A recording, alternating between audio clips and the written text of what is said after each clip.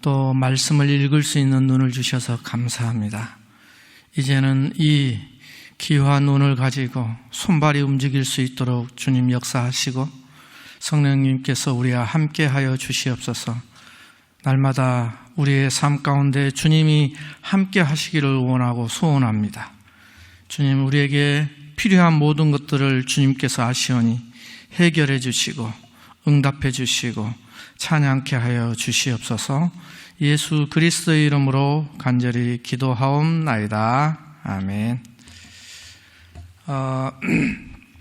오늘부터 3주간 레위기에 대한 내용을 살펴보려고 합니다. 저희가 교재로 나눠드린 것은 레위기에 대해서 지금까지 우리가 공부하고 아는 것들을 어느 정도 정리해서 서머리해서 나눠드린 겁니다. 그래서 이것은 강의 시간에 굳이 다룰 필요는 없고요. 이거 레위기 이제 한번 그렇게 긴 내용은 아니니까 이런 내용이구나 이제 살펴보시면 되고요.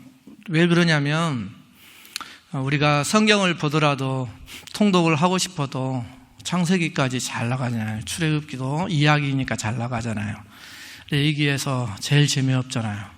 아무리 읽어도 이거 빠른 속도로 읽어버리고 야, 다 읽었구나 이렇게 생각하는 것이 레위기인데, 레위기가 재미없음에도 불구하고 너무너무 중요한 내용이 많이 들어있습니다. 그 내용을 이제 그 의미를 찾는 시간이 되었으면 좋겠습니다. 일단 하나님 말씀을 찾아보십시오. 레위기를 생각하면서 출애굽기 19장 4절부터 6절입니다. 구약성경 출애굽기 19장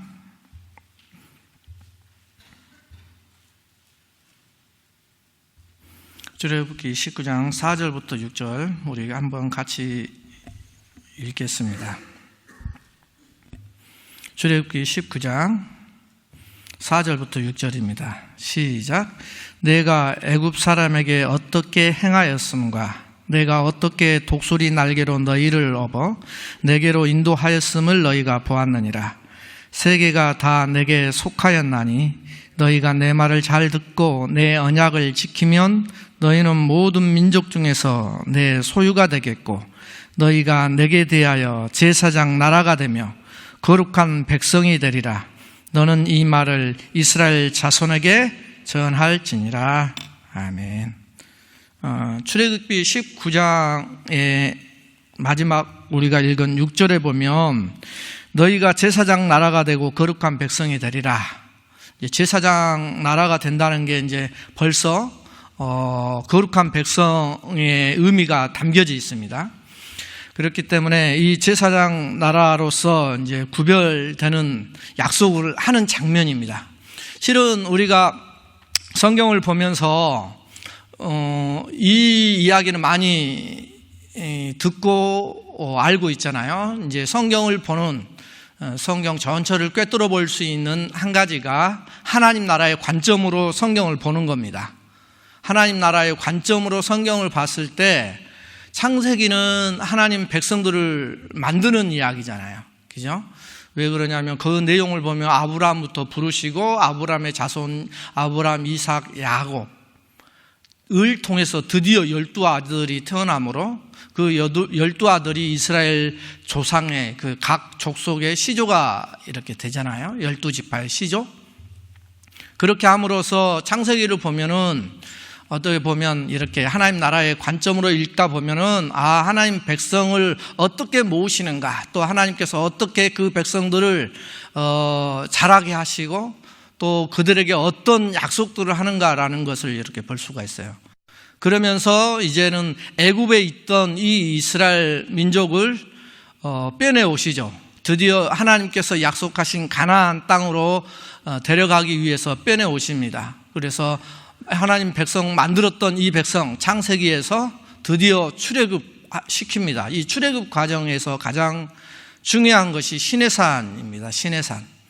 시내산이 왜 중요하냐? 시내산 이야기가 드디어 우리가 읽었던 출애굽기 19장부터 시작을 하는 내용입니다. 19장까지 시내산까지 그곳에 가서 무엇을 하냐면 지금 이야기한 이 이야기를 하는 겁니다. 제사장 나라를 만들겠다, 이 약속을 하기 위한 것입니다. 그것을 다른 말로 우리가 이제 신학적인 말로는 언약이라고 말을 하죠. 그러나 이제 이 언약 개념보다 훨씬 강한 의미가 들어 있습니다. 법 언약입니다. 법 언약. 그렇기 때문에 법적인 요소가 들었기 때문에 법의 요소가 들어있다는 것은 강제성이 있다는 거죠. 그래서 이 언약을 지키지 않으면 그냥 약속 파기하는 것처럼 아무것도 아니는 것이 아니라 그냥 미안해 하고 끝낼 일이 아니라 이 언약 속에 법을 어기면 법적인 조치를 당한다는 내용입니다. 그래서 오늘 읽었던 이 출애굽기 19장이 드디어 시내산 도착해서 그 언약 체결하는 장면이 오늘 읽은 내용입니다. 그 약속을 하는 거죠. 내가 너를 제사장 나라 만들겠다, 이렇게 이 언약을 약속을 하는 거죠. 그래서 이 말을 너는 이스라엘 백성들에게 가서 전해라. 그래서 모세가 이 하나님의 말씀을 가지고 이스라엘 백성들에게 와서 그 약속을 이야기를 합니다. 하나님께서 너희들을 제사장 나라 만들겠다라고 이야기를 하는 겁니다. 출애굽에서 이 시내산까지 온 기간이 약 3개월 거리였습니다. 3개월 걸렸습니다. 그래서 3개월 전만 하더라도 이스라엘 이 백성들의 신분이 뭐였습니까? 노예 신분은 아니었나요? 피라밋을 만들던 노예들, 왕궁을 만들던 노예들, 이 노예들이 드디어 이제 출애굽기 19장 시내산에 와서 신분이 변하는 겁니다. 제사장 신분으로. 피라밋을 만들던 자들이 이제는 성전을 만드는 성전의 일꾼으로 이렇게 변하는 겁니다. 그래서 출애굽기 19장은 되게 중요한 장입니다. 왜 그러냐면 이 언약에 따라서 신분의 변화가 지금 일어나고 있기 때문입니다. 노예에서 제사장으로. 제사장은 그러면 어떤 역할을 하는가요? 그 역할을 잘 알아야 되죠. 제사장 우리는 많이 들어서 알고 있지만 제사장은 크게 두 가지 일을 합니다. 첫 번째는 성전을 지키는 일, 이게 제사장의 일입니다. 두 번째는 제사를 드리는 것. 이 두 가지가 제사장이 가장 중요한, 가장 핵심적인 내용입니다. 그러나 이 제사장 나라를 만들겠다고 했는데 지금 제사장들이 일할 장소가 없잖아요. 성전이 없잖아요. 그래서 성전이 없기 때문에 그래서 출애굽기 25장으로 넘어가면 드디어 성전을 짓게 합니다. 우리 25장 한번 보실래요? 자, 성전을 짓는데 드디어 이제 제사장이 사역할 성전을 짓는 거예요. 이 성전을 짓는데 이 성전을 어떻게 짓습니까? 그냥 뚝딱뚝딱 짓는 것이 아닙니다. 기술자들이 나와서 그냥 대충 이렇게 하는 게 아닙니다. 출애굽기 25장 피셨죠? 자, 8절 9절 같이 읽습니다. 시작. 내가 그들 중에 거할 성소를 그들이 나를 위하여 짓되 무릇 내가 내게 보이는 모양대로 장막을 짓고 기구들도 그 모양을 따라 지을지니라.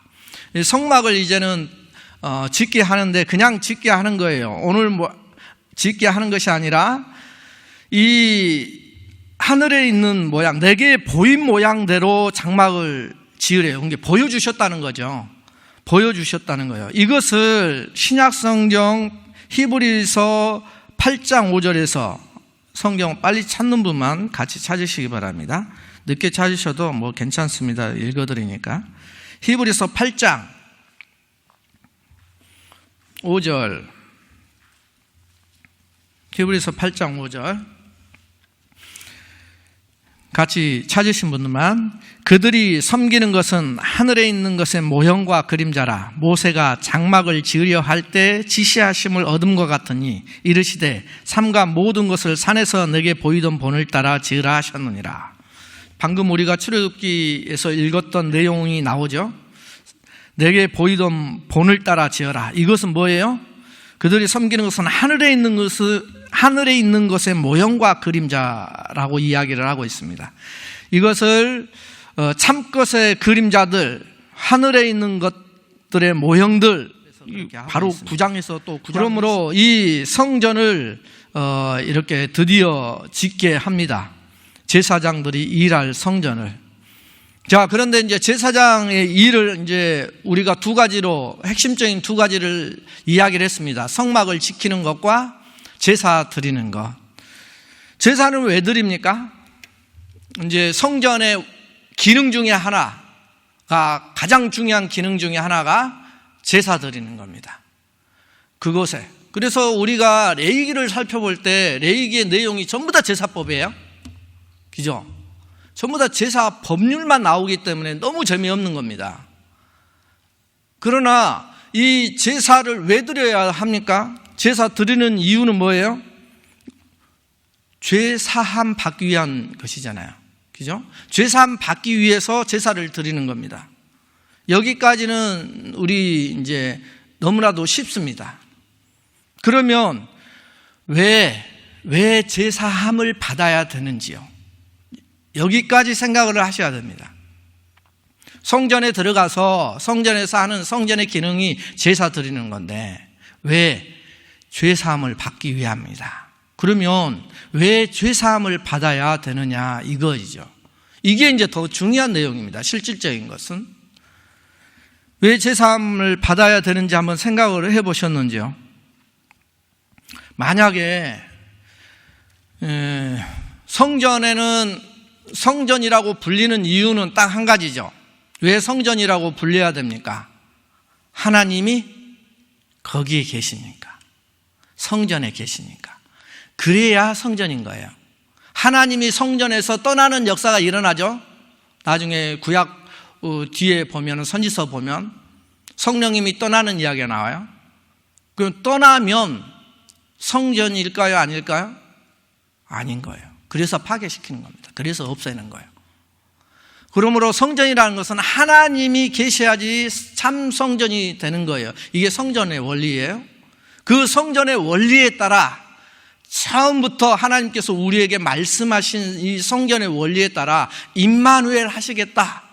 임마누엘, 하나님이 우리와 함께 하시겠다. 이 내용 자체가 성전 이야기를 하고 싶어서 하는 겁니다. 그러면 하나님께서 왜 이스라엘 백성들에게 성전을 짓게 한 건가요? 이스라엘과 함께 하고 싶어서. 그게 이제 성전 짓게 하는 핵심 내용이에요. 그러나 하나님이 떠나면 그 성전은 필요가 없어서 파괴시키고 다시 성전을 회복시키려고 하는 내용이 선지서에서 성전, 수르바벨 이성전이라고 부르는 수르바벨 성전을 짓게 해요. 그들이 와서 그렇게 예쓰는 이유는 다시 하나님과 함께 살고자 하는 것이 하나님의 뜻이었으니까 그렇게 살고 회복하고자 하는 내용이 성전 짓는, 다시 재건하는 걸로 나타나는 겁니다. 그럼에도 불구하고, 그 성전이 지어졌음에도 불구하고 이스라엘이 바라던 회복은 안 일어났거든요. 그렇게 하면서 그것도 무너지고 깨부서지고 드디어 신약에 나와서 참 성전 예수 그리스도가 오십니다. 그걸 보여주고자 하신 거예요. 예수님께서 그러면 오셔서 무엇을 하셨는가? 왜 그 일을 하셨는가? 왜 십자가에 죽으셨는가? 왜 그게 필요했는가? 이걸 보여주고 싶은 것이 실은 레위기의 핵심적인 내용이에요. 그 이야기를 지금 레위기에서 하고자 하는 것입니다. 그러므로 이 성전을 짓게 하고 그 성전으로서 우리가 드디어 이제 어떻게 해야 하는지, 이 레위인들이 어떻게 해야 되는지를 그 성막 안에서 일어날 일들에 대한 그 성전법, 제사법, 이거에 대한 이야기를 레위기에 자세히 기록하는 것입니다. 아까 이제 제가 첫 질문을 드렸었죠. 한번 생각을 해보시라고. 성전의 기능, 가장 중요한 기능이 제사라고 그랬습니다. 제사는 죄를 사하기 위해서 드리는 거라고 그랬습니다. 왜요? 그거 이제 찾아낼 겁니다. 그걸.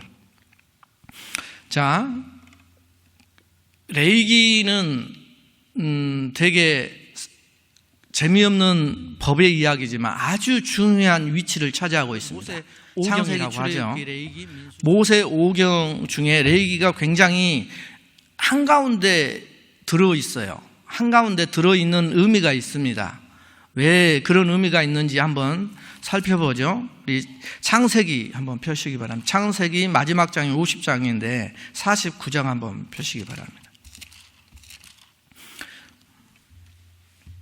창세기 49장 딱 피면 1절부터 이렇게 보시면 이제 타이틀이 보통 원래 타이틀이 없는 거예요. 타이틀은 성경 내용이 아닙니다. 그 내용에 대한 이제 전반적인 것을 요약해서 한 단어로 해놓은 건데요. 타이틀을 보시면 야곱의 유언과 죽음이라고 제 성경은 그렇게 타이틀을 붙여놨어요. 근데 이제 49장을 이렇게 잠시 딱 살펴보면 야곱이 그 아들들을 불러 이르되 너희는 모이라. 너희가 후일에 당할 일을 내가 너희에게 이르리라 하면서 유언을 하는 내용이지만 유언 속에 뭐가 같이 들어있어요? 이 축복이 같이 들어있어요. 야곱 12아들에 대한 축복이 같이 들어있습니다.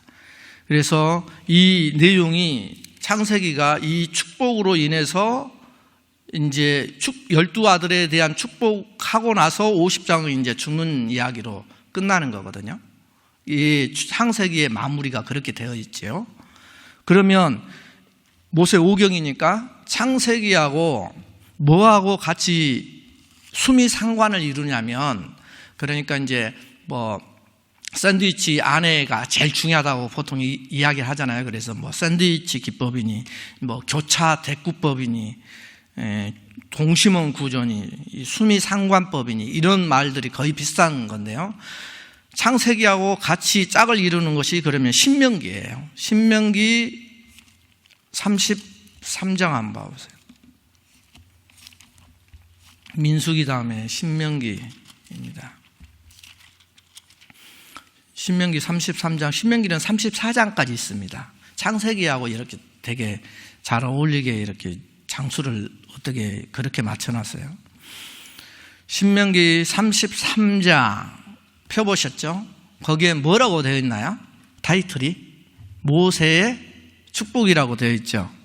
그러니까 창세기 49장의 야곱의 축복과 신명기 33장의 모세의 축복으로 모세 5경 전체를 감싸고 있습니다. 이 축복의 내용으로 우리들에게 하나님께서 주시고자 하는 것은 실은 복이에요. 복의 이야기가 되게 많이 나와요. 창세기에 하나의 사건이 끝날 처음부터 시작할 때부터 우리에게 복을 주시니라 이것부터 나오거든요. 창세기 읽어보면. 그런데 이렇게 창세기가 마지막 49장의 야곱의 축복, 신명기가 33장의 마지막 장 앞에 바로 모세의 축복 이렇게 해서 감싸고 있어요. 그러면 출애굽기는 어떤 내용인가요? 이건 뭐 찾아보지 않아도 이 스토리니까 잘 알죠. 이집트를 탈출을 하고 그 다음에 광야를 여행하고 시내산에 도착하고 시내산에 도착해서 성막을 건축하고 하는 이야기로 그 이야기로 끝나는 것이 출애굽기 내용이잖아요. 이 이야기의 순서가. 그러면 출애굽기하고 같이 짝을 이루는 게 민수기겠죠. 민수기는 어떻게 돼요? 민수기도 스토리잖아요. 민수기의 출발은 딱 보면 성막을 해체하는 것부터 나와요. 성막을 해체하고 시내산은 출발하는 거. 그러니까 지금 출애굽기하고 민수기는 스토리가 반대로 되어 있죠. 그렇게 반대로 되면서 시내산 도착이 아니라 여기는 시내산 출발이에요. 민수기는. 그 다음에 광야 여행을 하고 가나안 입구에 도착하는 걸로 민수기가 끝나요. 그러니까 가만히 이 스토리를 보고 또 창세기와 신명기의 축복과 축복으로 끝나고 출애굽기와 민수기가 그런 연관성을 상관성을 갖고 이렇게 스토리가 전개되는 것을 볼 수 있어요. 왜 그렇게 할까요? 왜? 이런 것들을 찾아내기 위해서 신학자들은 그냥 찾아내는 것이 아닙니다. 요즘 컴퓨터가 좋아져 가지고 이 원어 성경을 다 집어넣고 굉장히 많이 이렇게 돌려보고 또 연구해보면서 이런 구조로 만들었구나라고 찾아내는 왜 겁니다. 그렇게 이런 식으로 모세 오경을 만들었을까가 더 중요한 거죠. 그 이유는 간단합니다. 그렇게 만드는 이유는 기억하기 쉽게 만들려고 하는 거예요. 기억하기 쉽게. 하나님 말씀을 기억하기 쉽게. 왜 그러냐면 구조만 딱 알면 벌써 창세기하고 신명기하고 축복으로 끝나는구나. 그 다음에 출애굽기와 민수기가 그 과정이 쌍을 이루는구나. 그러면 나중에 하나가 가운데 딱 끼어 있는 것이 레위기거든요. 우리가 레위기 공부는 몇 번 했습니다. 지금 목사님께서 쭉 하시는 것 가지고도 했었고, 옛날에 한번 또 레위기를 가지고 한진선 목사님도 하셨습니다. 그 내용을 저는 다루고자 하는 것이 아니에요. 그 내용은 제가 나눠준 것 같고 드리고요. 그러면 그렇게 배우면서 레위기의 핵심은 무엇이었습니까? 레위기를 딱 한마디로 표현하면 레위기는 잘 아실 거예요. 거룩이에요. 거룩함이 레위기의 주제예요. 그래서 이 거룩함이 레위기의 핵심 주제로 이 거룩을 안고로 가장 핵심을 놓고 이 창세기와 신명기, 출애굽기와 민수기가 이 레위기를 감싸고 있는 거예요. 그 핵심을 품에 안고 있는 거예요.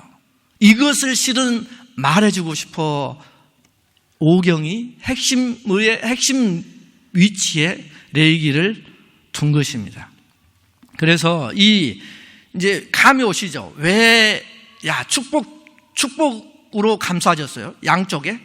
그 다음에 하나님과 언약을 맺고 성막을 짓고 성막을 또 해체하고 광야를 떠나고 이렇게 하면서 그 핵심적인 왜 그렇게 축복 속에 축복의 한가운데 축복의 진짜 그 다음에 성막을 만드는 진짜 이유 광야 여행을 시키는 진짜 이유 핵심이 뭔 줄 아니? 이걸 말하고 싶은 거예요. 실은 그 핵심이 뭐라고요?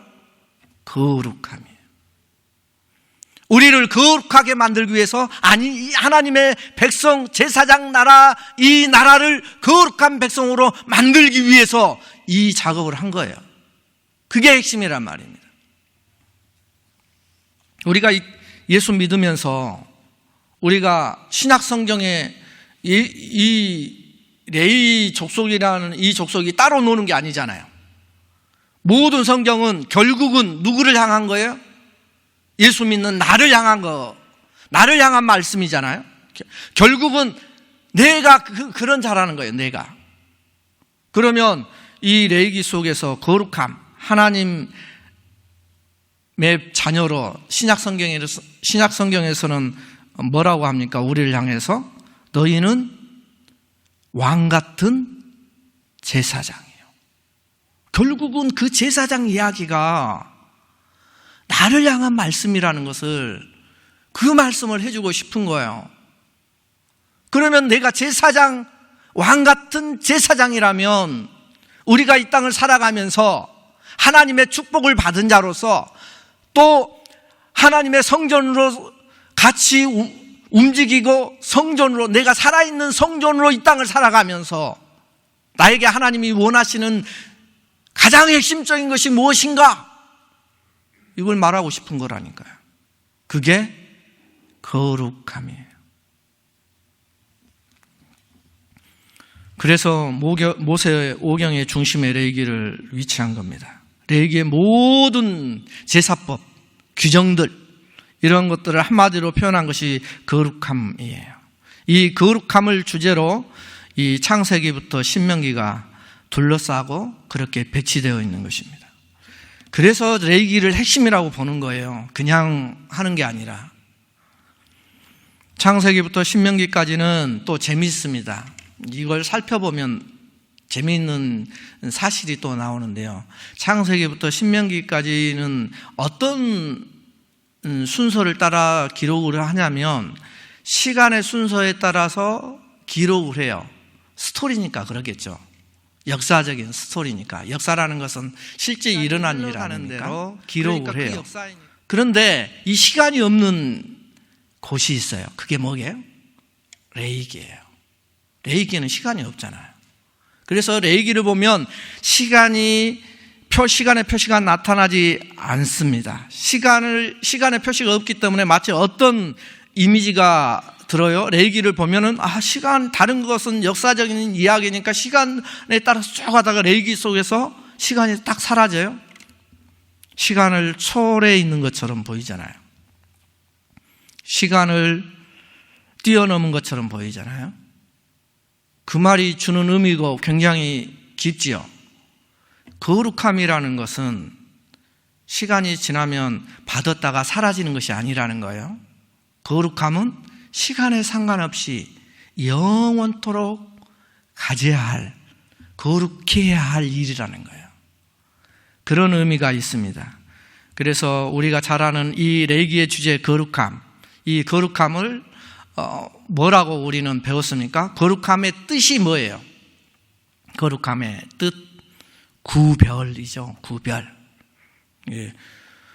거룩이라는 것은 한자가 아닙니다. 그냥 순수한 한글인데요. 구별이, 성경에서 거룩함은 구별이에요. 여러 가지 구분, 분리 이런 것도 해당이 됩니다만 핵심적인 단어 하나로 기억을 해야 한다면 구별이에요. 구별. 그러니까 우리가 세상 속에서 살아가잖아요. 세상 속에서 살아가다 보면 세상의 가치관과 또 세상의 흐름에 나도 모르게 오염될 때가 있잖아요. 그래서 세상과 구별되어 사는 것이 거룩의 의미로서 우리가 제사장이라면 세상 속에 휩쓸리는 것이 아니라 세상과 구별되어 하나님 말씀을 가지고 살아가는 삶, 이 의미를 합니다. 이게 이제 거룩함의 의미예요. 그러나 진짜 거룩함은 어디가 있어요? 진짜 거룩함은 하나님께 있는 거죠. 왜요? 이 땅 모든 것이 피조물이잖아요. 하나님은 창조주시고 그 구별됨에서부터 실은 시작이 되는 것이 거룩함의 의미입니다. 하나님의 개념이 바로 이 거룩에서 나오는 것입니다. 피조 세계와 시간과 공간에서 초월하시고 또 그 주인이 되신 하나님의 거룩함, 여기에서 나온 거예요. 거룩함이라는 의미가. 그래서 우리가 잘 알다시피 이 거룩함이 하나님의 성품의 아주 중요한 원리구나, 하나님의 기본적인 거룩함이 거기서부터 출발했구나라는 것을 잘 기억해 두시기 바랍니다. 레위기를 제가 나눠드린 것 들으면 보면 1장부터 오늘은 7장까지 이렇게 돼 있어가지고 이것은 그건 안 보셔도 돼요. 그 5대 제사에 대한 이렇게 내용이에요. 그 다음에 제사장 이야기가 나오고 이렇게 쭉 해서 27장까지 나오는데요. 레위기를 이제 이해하기 쉽게, 이것도 이제 구조를 발견하면, 구조를 먼저 알고 있으면 레위기가 쉽게 머릿속에 기억이 돼요. 레위기의 구조를 이렇게 말씀드리면 한 앞에 3개, 뒤에 3개, 가운데 하나 해가지고 7구조로 나눌 때도 있고요. 근데 그것도 좀 복잡해요. 근데 딱 2가지로 나눠버리면 쉽습니다. 레위기는 1장부터 10장까지, 그 다음에 11장부터 마지막 장까지, 이렇게 그냥 2개로 딱 나눠버리면 좋아요. 왜? 레위기의 핵심이 거룩 2자잖아요. 그러니까 거룩 2자처럼 그냥 2개로 딱 나눠진다고 생각하면 아주 쉽습니다. 그래서 레위기의 구분을 2개로 저는 이야기해 드리려고 합니다. 첫 번째 1장부터 10장까지는 제사입니다. 제사.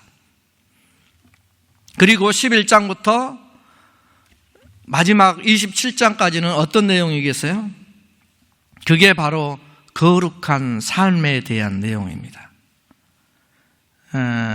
이게 좀 자세히 이야기하면 5대 제사와 규례 이야기, 그 다음에 8장부터 1장부터 7장까지 가요. 그 다음 8장부터 10장까지가 제사장 이야기, 그 다음에 11장부터 27장부터 27장까지가 거룩한 삶에 대한 이야기. 이렇게 쭉 나눠지는데요. 이렇게 외우려고 하면 어렵다고 했잖아요. 금방 잊혀지고. 그래서 지금 말씀드린 제사 드리는 이야기, 희생 제사 드리는 이야기예요. 그러면 1장부터 10장이 말씀하는 것은 핵심적인 내용이 뭘까요? 제사가 희생 제사 드리는 규정, 규례 이런 것들이 우리를 힘들게 하는데 실은 그 내면이 더 중요하다고 그랬잖아요. 1장부터 10장까지가 말씀하시고자 하는 이 제사를 통해서 가르쳐 주려고 하는 것은 뭐겠어요? 아까 질문한 것하고 연관됩니다. 성전에 가서 가장 성전의 기능의 핵심이 제사라고 했잖아요. 왜 제사 드리는가? 이 말이에요. 드디어 나온 거죠. 왜 제사 드려요? 1장부터 10장까지가 희생제사에 대한 것인데 왜 제사를 드리는가? 그것은 죄를 씻기 위한 거예요. 왜 죄를 씻어야 되는가? 이 말이죠. 왜? 그 이유는 성전에 하나님이 계신다 했잖아요. 하나님이 성전에 계시니까 제사를 드리는 이유는, 즉 죄를 용서받아야 되는 이유는 그 하나님을 만나기 위함입니다. 그게 중요한 거예요. 하나님 앞에 나아가서 만날 수 있느냐 없느냐, 하나님께 나아가는 그 방법을 그래서 이야기하고 있는 것입니다. 그게 제사제도의 핵심이에요. 핵심. 우리가 이 제사제도의 그 핵심을 가지고 성경을 보면은 되게 의미가 좀 달라질 수가 있어요. 읽으면서, 제사제도 하나하나 읽으면서. 아까 말했죠? 제사 드리는 것은 죄사합니다. 죄사하는 이유가 왜? 그 죄를 가지고 하나님께 나아가면 어떻게 됩니까? 죄사법에 의해서, 하나님의 율법에 의해서 죄를 가지고 하나님 앞에 나아가 버리면 즉 사하게 돼 있어요. 이게 레위기법이에요. 그러니까 그 하나님을 만나기 전에 해야 하는 것이 죄를 용서받는 거예요. 굉장히 중요하죠. 하나님 만나야지 우리는 됩니다. 하나님 만나면 안 돼요. 왜요? 하나님 만나야지 모든 문제가 해결될 거 아닙니까? 우리의 저주가 풀릴 거 아닙니까? 우리의 죄 문제가 해결돼야지 될 것 아닙니까? 하나님을 만나야 됩니다. 만나지 못하면 우리는 망하는 거예요. 신앙생활은 하나님을 만나야 되는 겁니다. 그걸 말하고 있는 거예요, 이게. 그래서 하나님을 만나기 위한 그 가장 중요한 것, 그게 제사제도예요. 제사제도의 원리가 그겁니다. 그러면 이제는 11장부터 마지막 27장이 문제죠. 하나님 만나면 이제 다 끝나나요? 만나고 하나님 앞에 문제 해결을 받았으면 이제 뭐 합니까?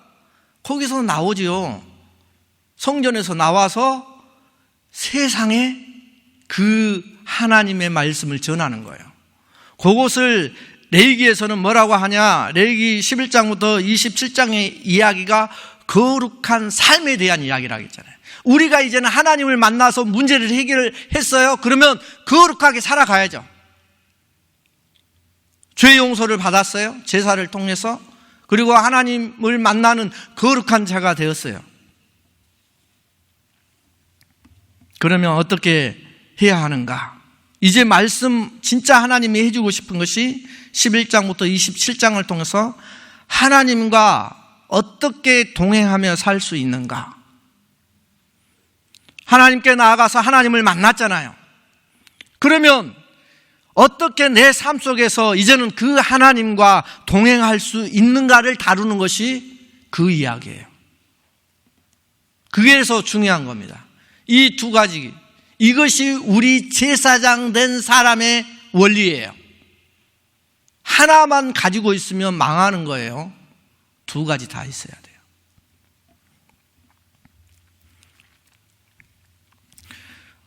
출애굽기 19장이 아까 시내산에서 언약을 맺는 장면이라고 그랬잖아요. 거기서부터 시작을 해서 민수기 10장까지가 전부 시내산에서 일어난 일들을 기록을 합니다. 그래서 레위기는 어디에서 쓰여지냐면 그 시내산에서 쓰여지는 거예요. 그래서 레위기가 또한 다루고 있는 것이 17장은 나중에 찾으실 분들만, 출애굽기 40장 17장에 보면 성막이 완공된 날이 출애굽한 지 2년째 1월 1일, 이스라엘이 시내산을 떠난 날은 민수기 10장 11절 12절에 출애굽한 지 2년째 2월 1일. 그래서 성막 건축과 시내산 떠난 사이의 기간이 딱 계산해 보면 한 달 차이가 나요. 한 달. 완공 시기와 이제 성막을 해체해서 시내산 떠난 날이. 그래서 신학자들은 두 가지 의견을 갖고 있어요. 한 달 기간 내에 레위기를 썼다. 또 어떤 사람은 시내산 도착했을 때부터 그 기간까지 1년간을 그렇게 잡기도 하고, 뭐 그건 중요한 것은 아니고 하여튼 레위기가 거기서 쓰여졌다는 거예요. 근데 레위기의 핵심 내용이, 주제는 우리가 살펴봤잖아요. 근데 이건 하나 살펴봤으면 좋겠습니다. 레위기 핵심 내용이 거룩함이라고 했잖아요. 그러면 레위기 11장, 이제 드디어 우리가 공부하는 레위기 11장 한번 보십시오. 레위기 11장 45절.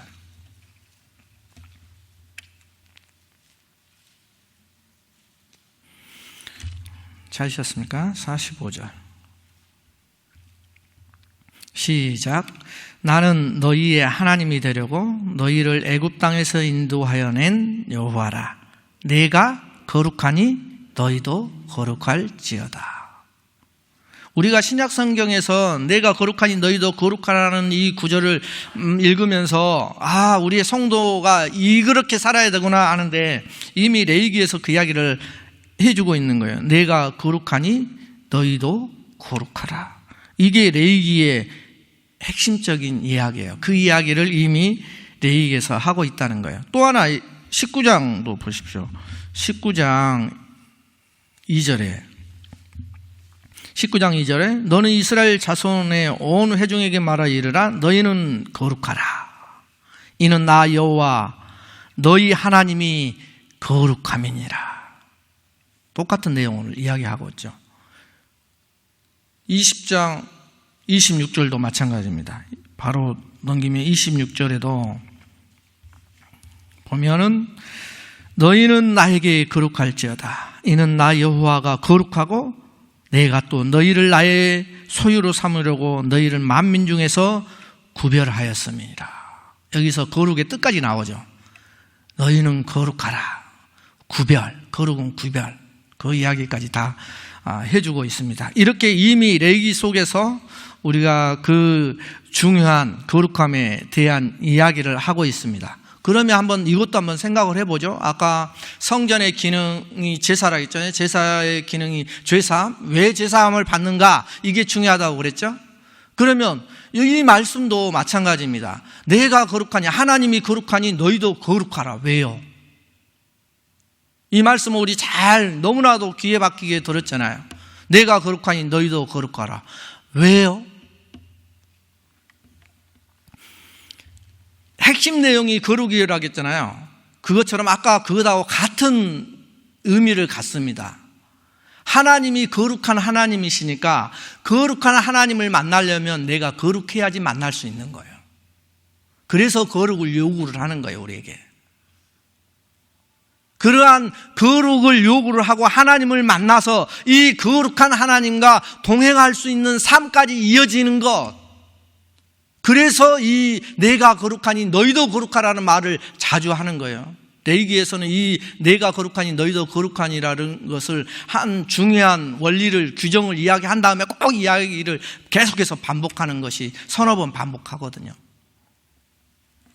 우리가 그렇게 살지 못하면 우리는 아무것도 안 된 자입니다. 말로만 그렇게 하는 자이겠죠. 그래서 레위기를 간통한 이 가장 중요한 화두인 거룩하신 하나님, 또 거룩하신 하나님과 그러면 어떤 관계를 맺고 살 것인가, 이게 이제 그 핵심이죠. 거룩하신 하나님과 어떤 관계를 맺고 살 것인가. 그런 의미에서 하나님은 거룩하신 분입니다. 그런데 이 거룩하신 하나님과 관계를 맺어야 하는데 어떻게 해야 하는가? 그게 거룩이란 말입니다. 내가 거룩하니 너희도 거룩하라. 그래야지 이 관계 속에 들어갈 수 있습니다. 하나님을 만나야지 만났을 때 이 거룩한 하나님의 거룩함에 속했을 때 이 거룩한 동행을 시작할 수 있는 것입니다. 그것이 레위기에서 이야기하고 싶은 것입니다. 만나야지 해결되는 거예요. 왜요? 하나님 안에 모든 것이 다 있잖아요. 하나님 안에 모든 것이 다 있고 또 하나님을 만나야지 해결된다는 것은 성경에 보면 아주 재밌는 표현들을 많이 해요. 뭘 표현을 많이 하냐면 하나님과 우리 사이의 관계성을 많이 표현을 해요. 그 관계성 중에 하나가 하나님 나라의 개념. 그러니까 하나님 나라의 개념은 왕과 백성의 관계로 이야기를 많이 하잖아요. 그러면 하나님 나라의 왕과 백성의 관계를 왜 이야기하는가? 그건 가만히 보면 너무너무 놀라운 원리가 들어있어요. 하나님 나라의 개념은 성경에서 가장 중요한 원리 하나를 뽑자면 하나님 나라가 무엇입니까? 통치잖아요. 다스림. 그게 하나님 나라의 개념의 가장 중요한 핵심적인 요소거든요. 하나님 나라니까 하나님이 다스리는 나라예요, 실은. 하나님 나라라는 것은 하나님이 다스리는 나라, 하나님이 통치하는 나라. 그래서 이 하나님 나라가 가장 강하게 일어날 수 있는 것, 하나님의 통치, 하나님의 다스림이 가장 강력하게 일어나는 것, 그게 어디예요? 그게 성전이에요, 성전. 구약에 보면 성전만큼 하나님의 다스림과 통치가 강하게 일어나는 곳은 없어요. 그러면 한번 생각을 해보자는 거예요. 자, 구약에는 성전이었어요. 그러면 지금은 누가 성전이라고요? 너희가 하나님의 성전인 것과 하나님의 성령이 너희와 함께 하시는 것을 알지 못하느냐? 그러면 내가 성전이라면 구약의 성전은 하나님의 다스림이 가장 강하게 일어나는 곳이 구약 성전이라면 오늘날 성전은 내가 하나님의 성전으로 서 있단 말입니다. 그러면 그 하나님의 성전에서 하나님의 다스림, 하나님의 통치, 성령의 역사, 하나님 말씀대로 이끌어가는 거룩한 삶의 통치가 어디에서 일어나야 된다고 봐요? 내 안에서. 그래서 레위기가 중요하고, 그래서 이 레위기의 그게 핵심 주제가 신약까지 이어지는 거예요. 그 다스림을 받지 못한 것은 잘못된 거겠죠. 그건 성전이 아니든가 아니면 성전인데 지금 근신 중에 있든가 내쳐져 있든가, 누구처럼? 아담처럼. 굉장히 우리가 신앙생활을 하면서 고민해야 될 부분을 레위기는 이야기를 해주고 있습니다. 그런데 아까 그랬잖아요. 이제 왕과 백성의 관계 속에서 이 관계 설정이 되게 재밌어요. 왕과 백성은 하나님이 왕이시라는 거잖아요. 우리는 그의 백성이고, 거기에서 이 나라의 개념이 하나님의 다스림으로 나타나겠잖아요.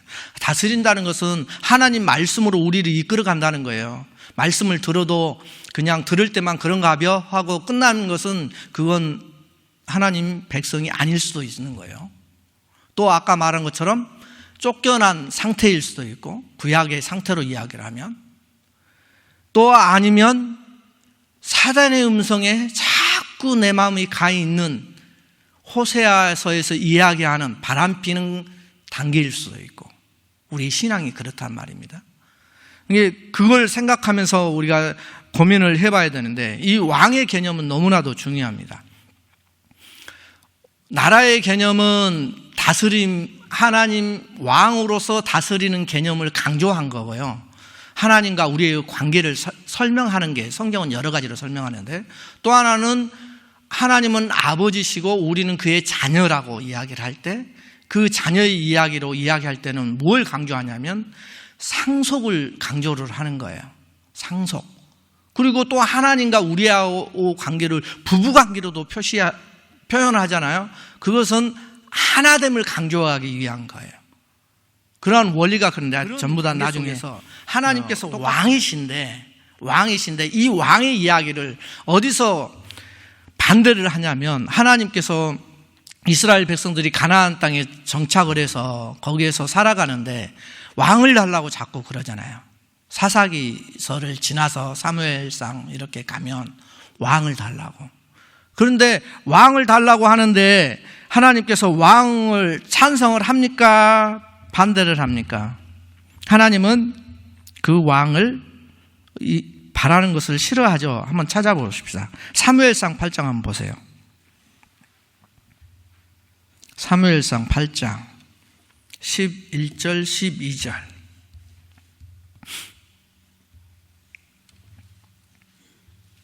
사무엘이 왕을 요구하는 백성에게 여호와의 모든 말씀을 말하여 하면서 10장에 그렇게 이야기를 하고 11장 11절 12절 시작.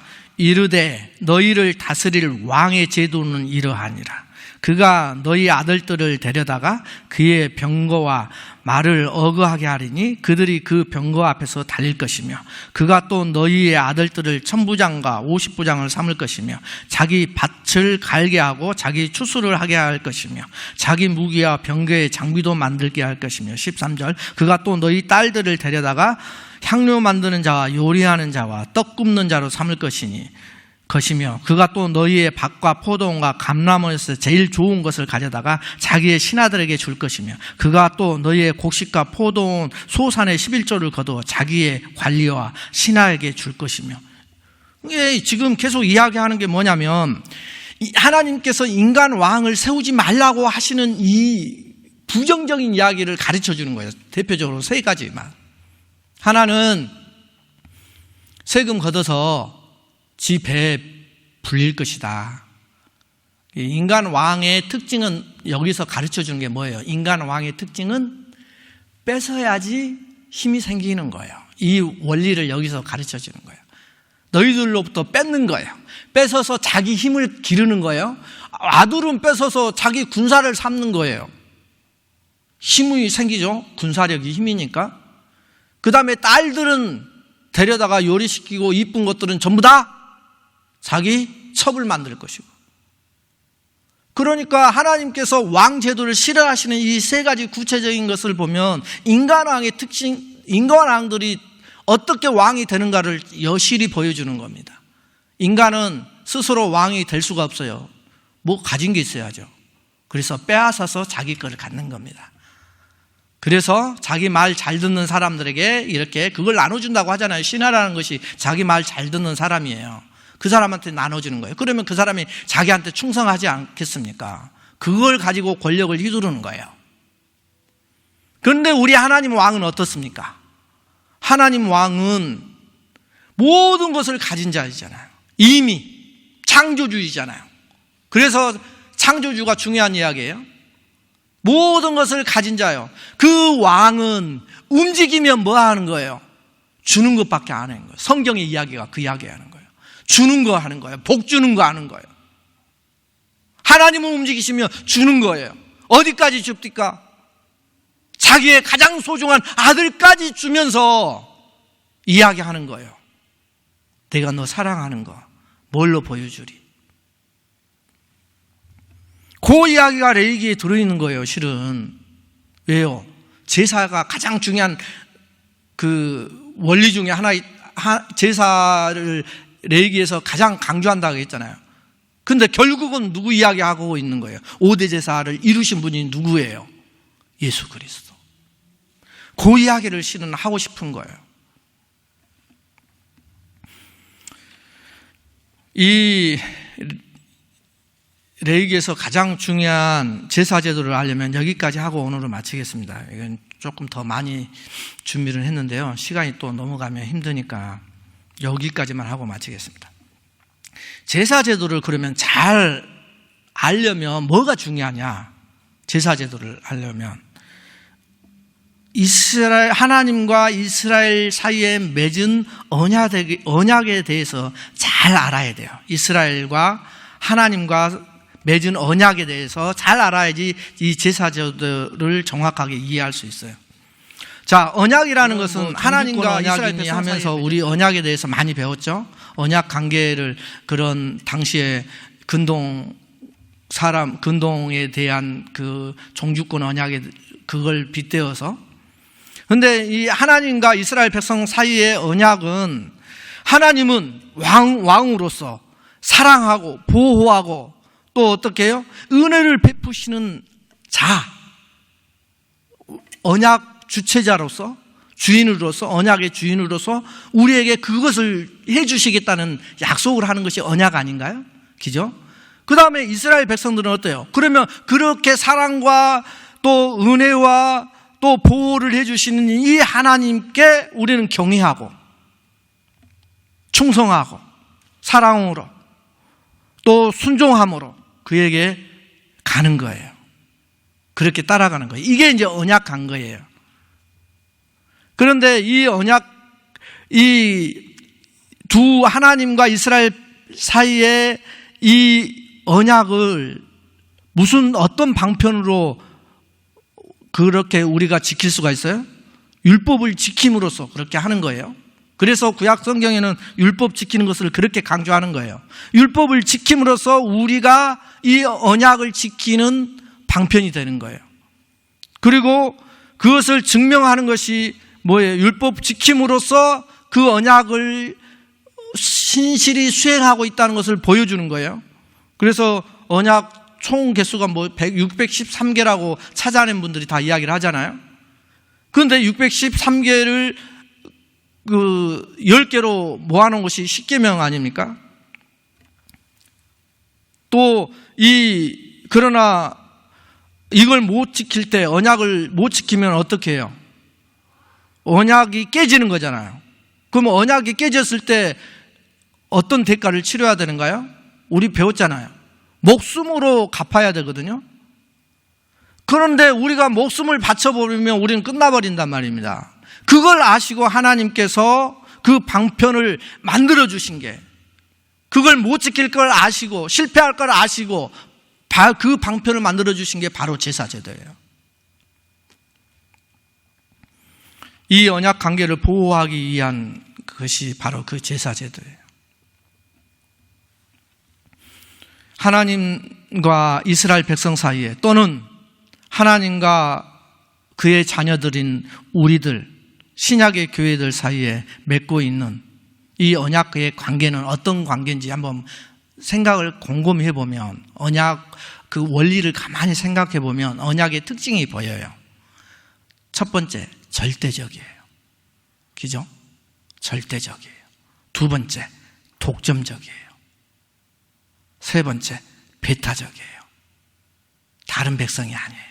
오직 하나님만 분이고 하나님은 자기가 선택한 이스라엘 백성이에요. 그래서 배타적이에요. 이 세 가지 특징이 언약의 특징이에요.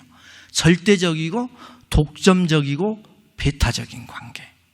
이것이 언약 관계의 특징이에요. 그런데 한번 보십시오. 절대적이고 배타적이고 독점적인 이 관계 속에 있는 것, 이것이 언약인데, 이 언약이 그냥 하나님과 이스라엘 사이에만 있는 모습이 아니에요.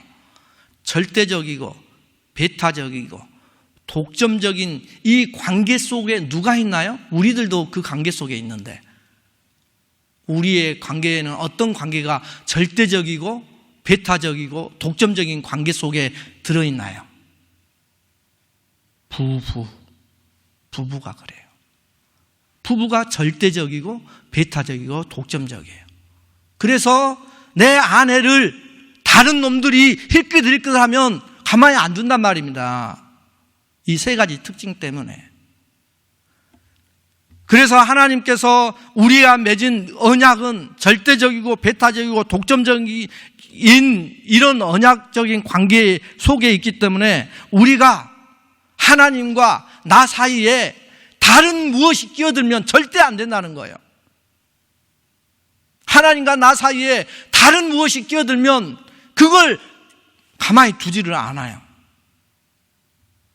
하나님은 그래서 그런 관계를 두고 질투하시는 하나님이라고 표현하는 거예요. 그래서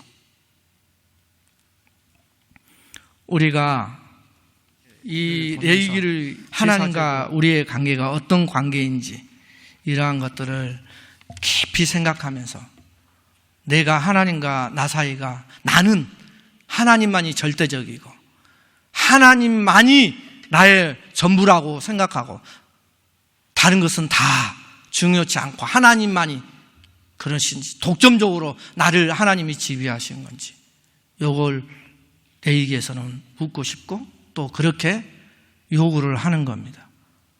이러한 제사장의 원리 속에서 이제는 우리가 어떻게 이제 살아가야 할 것인가, 또 예수 그리스도께서 십자가의 죽으심과 그의 부활하심은 어떤 관계가 있는가, 또 우리가 거룩한 삶, 거룩한 하나님과 동행하는 삶은 어떤 모습으로 나타나야 되는가, 이것이 이제 그 다음에 이어질 내용인데요.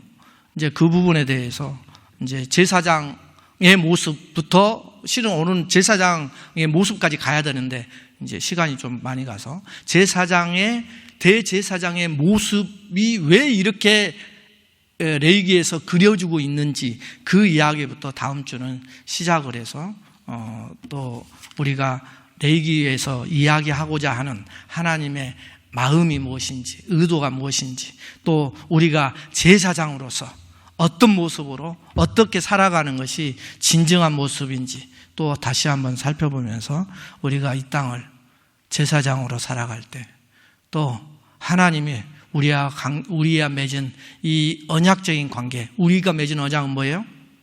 믿음의 언약이잖아요. 믿는 자는 하나님이 구원하시겠다는 이 절대적이고 배타적이고 독점적인 이 언약 관계 속에 어떻게 들어가고 어떻게 신앙생활을 하기를 하나님이 원하시는지 살펴보면서 우리가 다시 한번 우리를 점검하는 시간 되고 또 우리가 하나님 앞에 가까이 가서 하나님을 만나고 그분의 다스림을 진짜로 받는 신앙생활이 되기를 바랍니다. 기도하고 마치고 기도하고 자리하시겠습니다.